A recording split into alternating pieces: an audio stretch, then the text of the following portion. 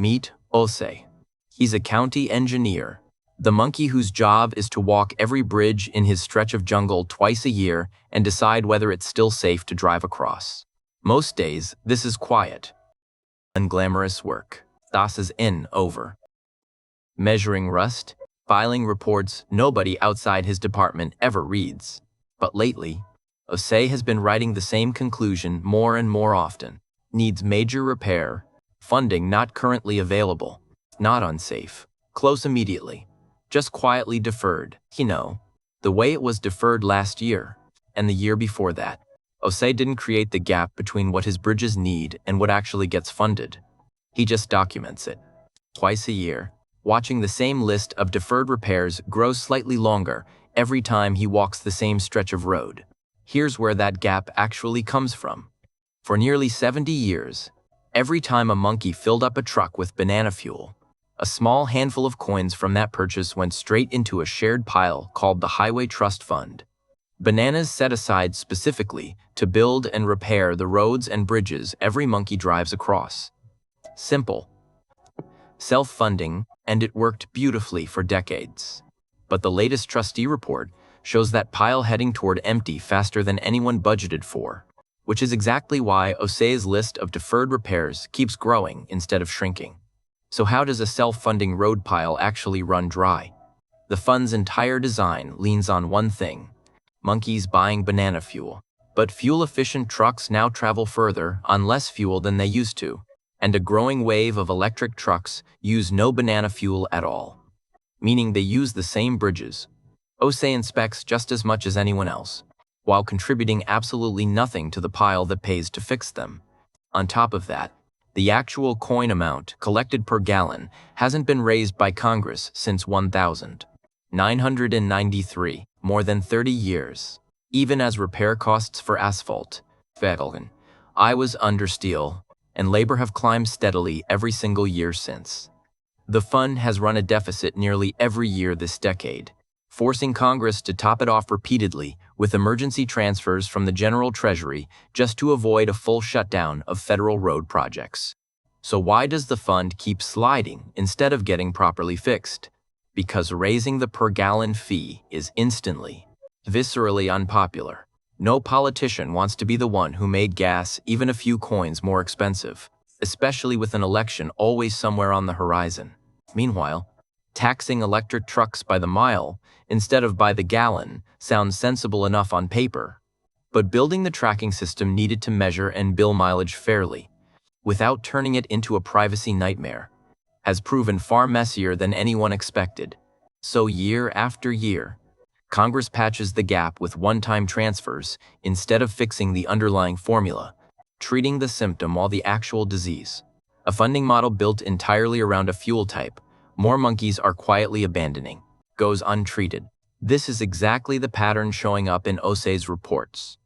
Independent engineering groups that grade the jungle's infrastructure every few years have consistently rated a significant share of major bridges as structurally deficient or in urgent need of repair.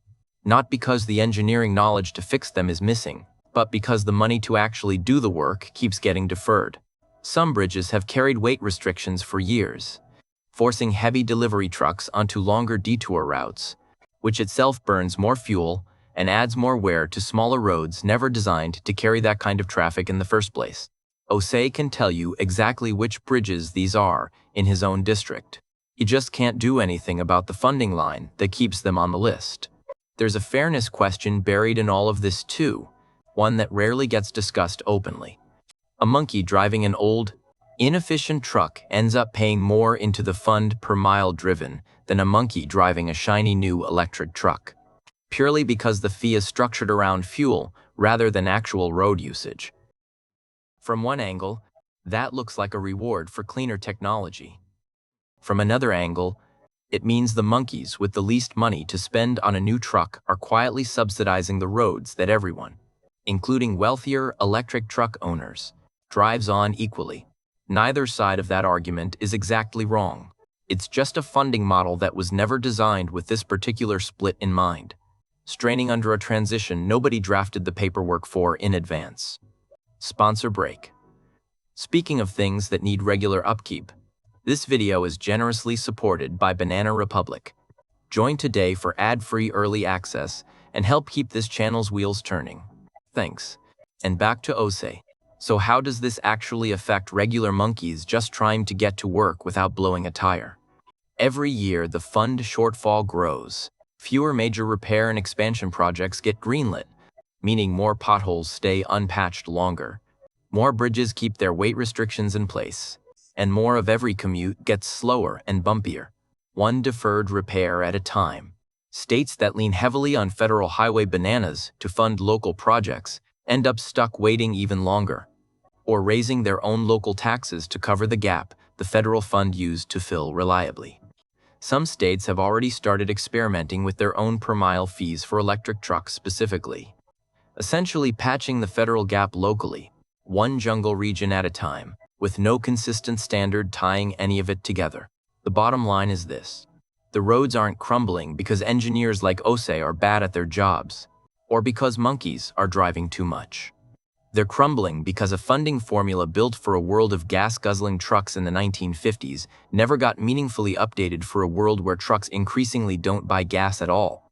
And updating it means someone in the treetops has to accept a genuinely unpopular vote, which nobody's been willing to cast for 3 decades running. There's a deeper wrinkle worth mentioning too.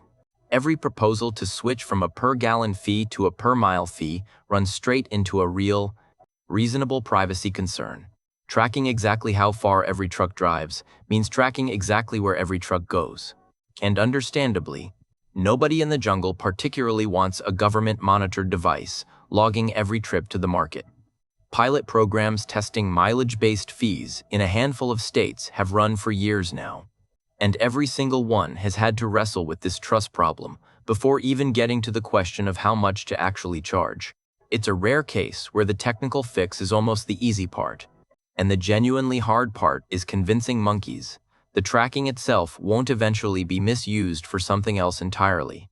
And the timeline keeps compressing. Every year, electric trucks make up a larger share of new sales. The fuel-based funding model erodes a little further, faster than the previous year's projection assumed. Trustees have quietly revised their fund exhaustion estimates earlier in recent years, not later, meaning the runway to actually fix this before real cuts to road projects kick in keeps getting shorter, even as the political will to fix it stays exactly where it's been for 30 years, nowhere close to an actual vote.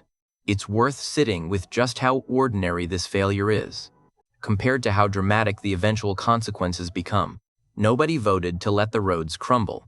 It happened the same way most jungle infrastructure problems happen, through 30 years of nobody wanting to be the name attached to a tax increase, layered on top of a genuinely unpredictable shift toward electric trucks that the original 1950s-era funding formula had no way of anticipating. Slow, exhausting, thoroughly bipartisan neglect, quietly compounding for 3 decades. Until the report cards start coming back with failing grades, nobody can ignore anymore. The fund isn't failing because of one bad decision or one bad year. It's failing because 70 years of small, individually reasonable choices, not raising a fee here, not funding a pilot program there, not wanting to be first to cast an unpopular vote, quietly accumulated into a structural gap that no single Congress ever intended to create, and that no single Congress has yet found the will to close. Ozzy will keep walking his bridges twice a year regardless. What changes each time is how long his list of deferred repairs gets, and how much longer monkeys in his district keep driving the long way around a bridge that's been under review for longer than some of them have had a license. So next time you hit a pothole that's been sitting there for 2 years, or take a detour around a bridge that's carried a weight restriction since before you can remember, you'll know exactly why nobody's come to fix it.